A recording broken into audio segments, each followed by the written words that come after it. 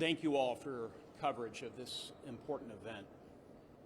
In 2018, I had the opportunity to walk the streets of Indianapolis with a number of concerned citizens and some clergy leadership, leaders of the nonprofit 10-Point Coalition of Indianapolis. This coalition was organized years ago to try and prevent violent crime from plaguing the cities of Indianapolis. And I can tell you, it was created because at the time there was grave concern about the number of fatalities on the streets of Indianapolis. In 2018, there were 178 Hoosiers who lost their lives in Indianapolis through homicide. Just 3 years later, we saw a 52% increase in the number of homicides.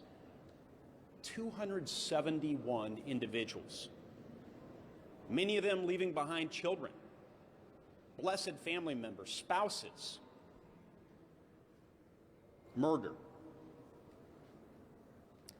It's not just Indianapolis, however, that is less safe. More than a dozen major cities across the United States have seen similar upticks in violent crime. Now, there are indeed all sorts of reasons for this, but we know one of the real drivers has been public policy, a lack of leadership, including here at the federal level. When you have porous borders and you allow in horrible substances that pollute our streets and fuel criminal enterprises, you're going to have more murders. When you're unsuccessful in persuading the Chinese Communist Party to cease its export of precursors used to produce these horrible banned substances, you're going to have more murders. When you nominate to the Justice Department of the United States of America soft on crime, U.S. attorneys and top Justice Department officials, you're going to have more murders.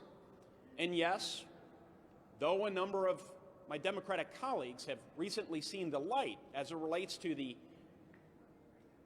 defund the police rhetoric, when you plant that seed, folks, you are going to have more murders. So I'm pleading with this administration to step up, to lead. I'm pleading with my colleagues to stay as strong as possible in supporting our police during these very difficult times.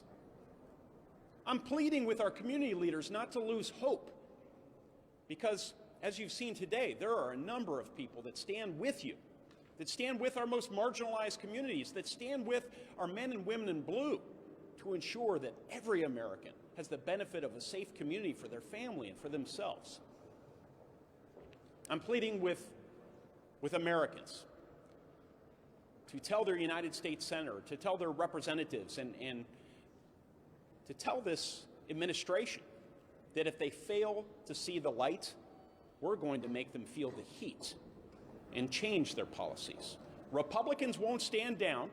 We will continue to stand up for safe communities so that every American can realize their full human potential. Thank you. Thank you, guys.